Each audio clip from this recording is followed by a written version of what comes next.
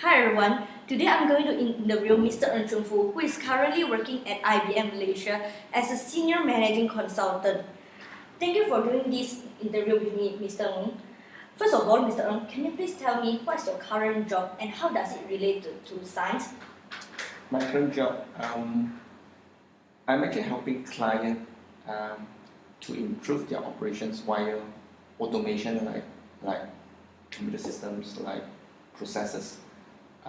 How it relates to science.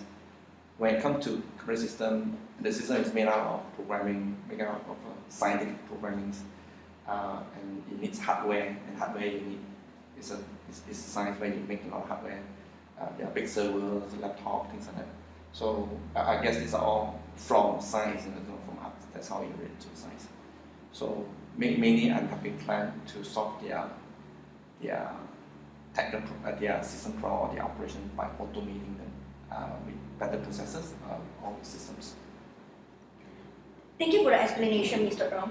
Actually, what made you decide that being a senior managing consultant is a career path that you wish to venture into?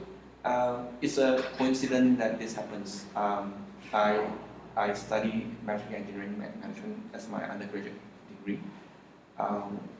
After I graduated, I was being recruited into these organizations, which is a meta industry. It's the number one in this space globally for the type of products they make. It's a Malaysian company. I was recruited as an R&D engineer, where I do a lot of research and development into improving the processes, manufacturing processes, either by deploying machines or fixing fixtures or jigs, or with better manufacturing techniques. After close to a year, the organization happened to implement an in-house MRP system where they recruited some Australian consultant to come in the organization to develop the system, and I was being chosen by the managing director because being the youngest executive, he felt that I should be the most IT savvy and can adopt this sort of change most readily. So that's where I start to involve in computer systems. So after 2 years, we have completed. So I was managing the system and running managing the operations for a while. And after a couple of years, the managing director decided to put in an ERP solution. This is the Enterprise Resource Planning Solutions, and the solution name is called BAAN, B-A-A-N. This solution actually helps organizations to manage all their business functions from finance to manufacturing to marketing to procurement, all inventory, everything. We formed an internal team, and I was representing manufacturing together with my colleagues from other functional departments, like the accountant from finance, marketing, German. So we have a team of people together with external consultants. We implemented the system for the group of companies in Malaysia. After about 2 years, we rolled out the solution to the rest of the world ourselves. And again, after 2 years, we actually set up an IT company selling services to external clients to help them to improve the operation using the systems. So it's purely coincidence. I supposed to be doing operation just because it was coincidence that I was being involved in the system implementation. That's why I ended up doing what I'm doing today. So after my 12 years career in the manufacturing company for doing these IT systems, I joined SAP Malaysia. SAP is the number one ERP vendor globally, where the most people are using these solutions. You have many names of the client. Name it from in Malaysia, you have people like Petronas is the largest customer, to Maybank, to Lexus. These are all SAP customers, and of course, globally, there are so many customers. So I was in this organization as a senior solution architect, where again I was meeting clients and helping clients solving their operation issue by sharing with them how SAP system can help them. Then again, after 4 to 5 years, I was also headhunted to IBM Malaysia, doing something similar. So all in all, I worked for about 22 years. In these 22 years, about 15 to 16 years of my time involved in this sort of computerizations. Oh, okay. So what sparked your interest in science? Was there anyone who inspired you to study science? Not really. As you know, after Form 3, we all have to choose two streams, either arts or science. So I was quite sure I would choose science because I prefer subjects like maths or science or physics than arts, like maybe English, literature, things like that. So that's the reason why on Form 4 I would choose science. And maths being the subject I like the most. So I took other maths, things like that. That's where I ended up in science. And of course, before I chose the degree on what to do, I would have chosen science subject instead of arts. So this whole thing started after Form 3, so I decided in science. And my strong subject was maths actually. Because I like maths because it's the kind of subject that once you know the principle, you know the formula, you know the patterns, then you know the whole thing. You don't have to study hard for it. And you can even score 100 marks for it. Yeah. Unlike other subjects like English, it's almost impossible to score 100 marks for an English exam. Okay, so as we all know, there are plenty of occupations that are related to both maths and physics. What made you choose to be a senior managing consultant instead of other jobs such as geologists or mathematicians?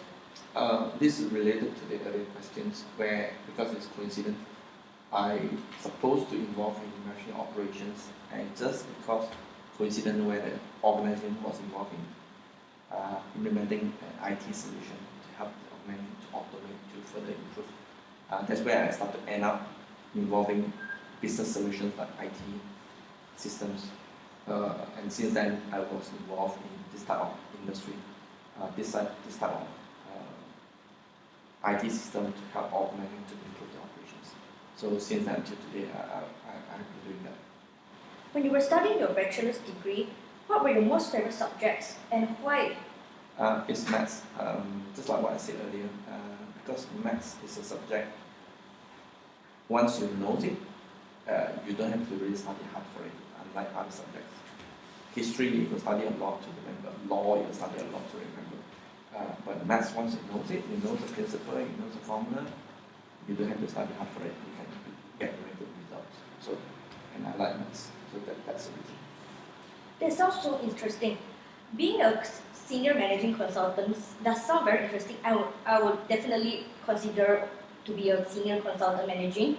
So based on your personal experience, what skill do you think is important to have it if I would like to venture into the same career pathway as you? A few things you must have. First is, this is generic across all industry, which is the soft skill of the individuals.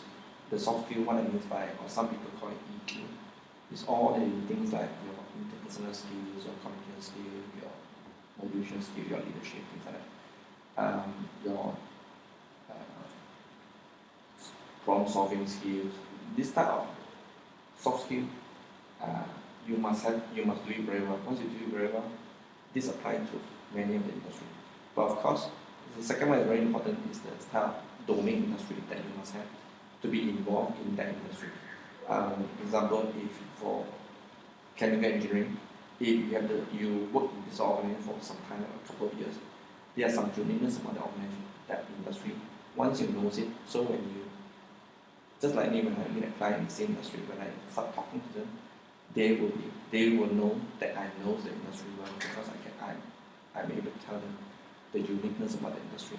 So once they know that I know the industry, when I'm telling them a solution that can help them solve their problem, they will believe what I said. They will think that I'm the trusted advisor for them. Yeah. Okay, then what is the most interesting aspect for your current position? Any interesting stories that you would like to share with me? Okay, I guess after you've done a few, you can see certain trends and patterns of the customer. They all have similar patterns of problems that need you to address. So, because we've been doing this for many years, we have seen many customers. So many of the time when we see a client, before they even tell us what they need, what's their challenges, we already envisage and really knows We can tell them this typically type of problem you have, and typically to do this, how you should do it. Our guess is there's no uniqueness about what I'm doing. It's just quite routine. After some time, things just become just repeats. Yeah. Thanks for sharing. And what about the market is like in 5 years time? Do you think it will be a good career pathway for me by the time I join the workforce? It's definitely will still be here. It will be here for long because any organization to work well, to work effectively, you need some sort of solution to help you to manage the whole organizations. And I'm sure in 5 years, 10 years, or in the future, you still need this sort of system. And of course, this sort of system evolve. It starts to get maybe complex as the world gets complex. As the world changes, the system will change. So it will be here for long, and I'm sure if you do it, you will be highly needed by many organizations throughout the world. So it is a good career to be in, especially if you can travel, because there are many. This solution has been used throughout the world by many organizations. So you will be highly demanded by many organizations throughout the world. So it is definitely one of the good career, but of course it doesn't mean that you need to go for it. But it's a good career that I believe you could go for. If I would like to be a chemical engineer, do you think it will be beneficial for me to obtain some industry-related practical training experience before I join the workforce? And why is that? No matter what profession you go in, the principle applies the same. It's good to gain some practical experience or some internship while you're doing your undergraduates. The reason is as usual, just like when we study, we have lab, things like that. It's because we need to do something practical so that we can appreciate and comprehend what we study. So similarly, even for chemical engineering, when you study, sometimes certain topics is a bit difficult to comprehend or understand the principles. But when you come and work, and when you start doing it and start experiencing it, then you can start to relate back to what you study, and that's where you can start to understand or comprehend what you have studied. So for sure, it's good to have internship or practical for 3 to 6 months or even a year throughout your study, so that when you after all this internship and get back to your study, you actually understand a lot more than before that.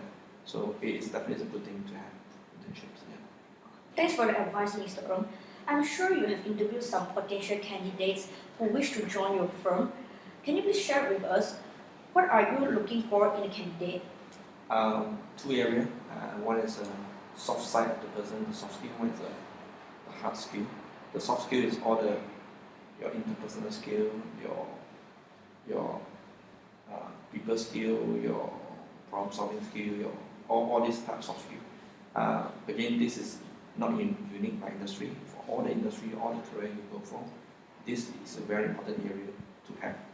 And without this, you find your career is limited, or it is a limiting factor without this, because a lot of people will feel that you cannot play in a team and cannot work well with others.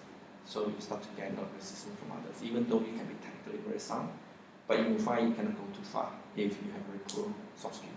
So number one factor, must have very good soft skill. But unfortunately, in our academic study in school or uni, we don't happen to study a lot of these areas, which is unfortunate, even though it's very important areas. But besides the soft skill, you need to have the technical skill. If you come to chemical engineering, of course you need to have the knowledge of chemical engineering. And I'm sure chemical engineering, a few topics involved in there. One of them is things like the engineering of the chemistry, the manufacturing of the chemistry, and also